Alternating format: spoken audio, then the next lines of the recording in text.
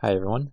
This lesson we're going to take a look at some of the cool stuff we can do in a piece of software called Magic Bullet Looks. So the first thing we want to do is just open up our image file that we saved out of Photoshop into Looks. And then this is kind of what the interface looks like. Unfortunately, I can't make this window any smaller, so some of the bottom is going to be cut off here, but it shouldn't matter too much. So once we have it in here, we just hover our mouse over on the left side. We have all of these preset filters. We click on any of these, you can see how it changes our image. So they have a lot of really cool filters set up, and each one is basically built up of these different elements.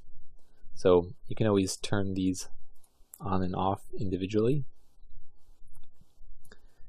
And you can also just delete them.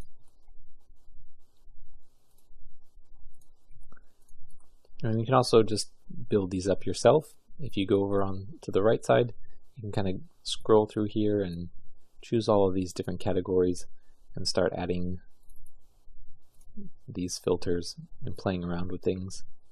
And over on the right, you always have the different controls for each one of the filters.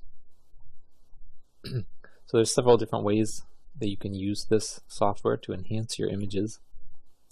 One, you can just add individual elements and build it up the way you want.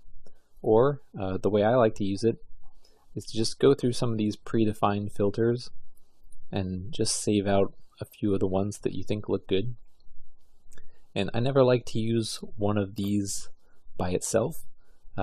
What I like to do is take these into Photoshop afterwards and start to layer them on top of each other and blend them together.